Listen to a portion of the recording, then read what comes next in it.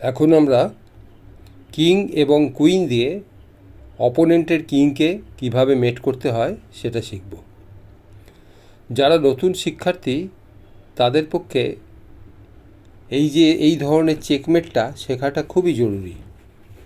অনেক সময় দেখা যায় যে একজন প্লেয়ার সে হয়তো নতুন শিখছে, সে হয়তো অপোনেন্টের থেকে একটা কুইন বেশি করে নিয়েছে, মানে তার কিং আর কুইন আছে, অপোনেন্টের শুধু কিং, কিন্তু তা সত্ত্বেও সে মেট করতে পারছে না।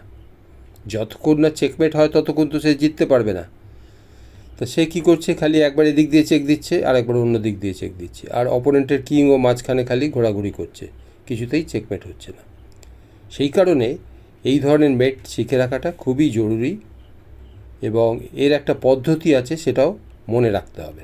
আজকে আমি সেই পদ্ধতিটা দেখাবো, যেটা শিখলে খুব সহজেই এই ধরনের চেকমেট করা যাবে।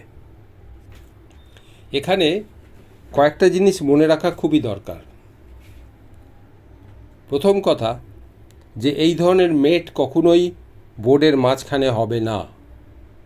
বোর্ডের যে কোনো একটা সাইডে বা লাস্ট লাইনে হবে, অর্থাৎ ডান দিকের যে শেষ লাইনটা আছে বা বাঁ দিকের শেষ লাইন, সামনের পেছনের যে কোনো একটা শেষ লাইনে এসে কিংকে মেট করা যাবে। 2 নম্বর কথা হচ্ছে যে একা কুইন দিয়ে কখনোই মেট করা সম্ভব নয়। কিং এবং কুইন দুজনেরই হেল্প লাগবে মেট করতে গেলে। আর 3 নম্বর হচ্ছে যে কুইন দিয়ে কখনোই বারবার এদিক ওদিক চেক দেওয়া উচিত নয়। কুইনটা এমনভাবে বসাতে হবে যে আস্তে আস্তে যাতে অপোনেন্টের কিং বাধ্য হয় একটা সাইডের ঘরের দিকে যেতে।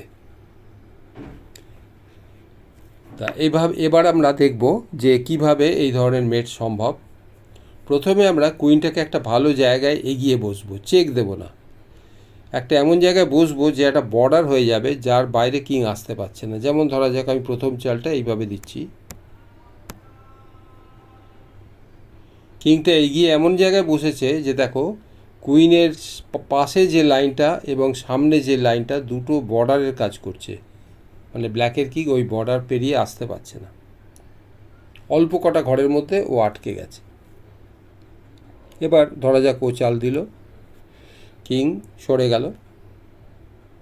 এখন আমি দুটো কাজ করতে পারি। একটা হচ্ছে যে আমি বর্ডারটাকে আরও ছোট করে দিতে পারি। কিভাবে? এরকম একটু সরে এসে এখানে বর্ডারটা আরও ছোট হয়ে গেল, এটা করলেও চলবে। অথবা আমি কিংটাকে এগিয়েও আনতে পারি। এমন নয় যে আমাকে একদম মুভ বাই মুভ নির্দিষ্ট নিয়মেই করতে হবে।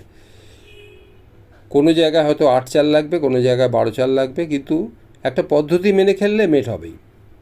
তো এবার আমি কিংটাকে নিয়ে এগিয়ে এলাম, কিংটাকেও কাজে লাগাতে হবে। আচ্ছা, ও কিং আবার এলো এখানে। এখন আমি এমন একটা চেক পাচ্ছি যে ও বাইরে বেরোতে পারছে না, বরং ওর বর্ডারটা আরও কমে যাচ্ছে, ছোট হয়ে যাচ্ছে। যেমন এইখানে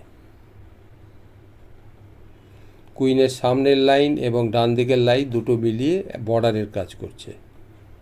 কিং সরে গেল। এখন আমি কিংকে আরও এগিয়ে নিয়ে আসবো, যতটা পারি ওর কিংয়ের কাছে এগিয়ে নিয়ে আসবো। ব্ল্যাক তার কিংটাকে চাললো। এখানে আমি এখনও কিন্তু এই বর্ডারটা রয়ে গেছে, ব্ল্যাক কিং কিন্তু বেরিয়ে আসতে পারছে না। এবার আমি কিংকেও কাজে লাগাচ্ছি, কিংটাকে আরও এগোচ্ছি, মানে ওর ঘর কিন্তু আরও কমে যাচ্ছে। এইবার ও বাধ্য হচ্ছে একটা লাস্ট লাইনে আসতে। হয় ওকে এখানে আসতে হবে অথবা এখানে আসতে হবে, আর কোনো ঘর নেই। ধরা যাক ও কিং H7-এ গেছে।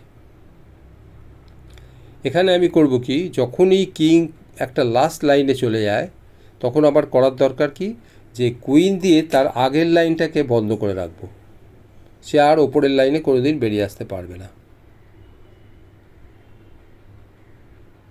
তাহলে ওর এখন মাত্র একটা ঘর আছে এবং এই দুটো ঘরের মধ্যেই ও যাতায়াত করতে পারে। এই মুহূর্তেও একটাই ঘরে যেতে পারে।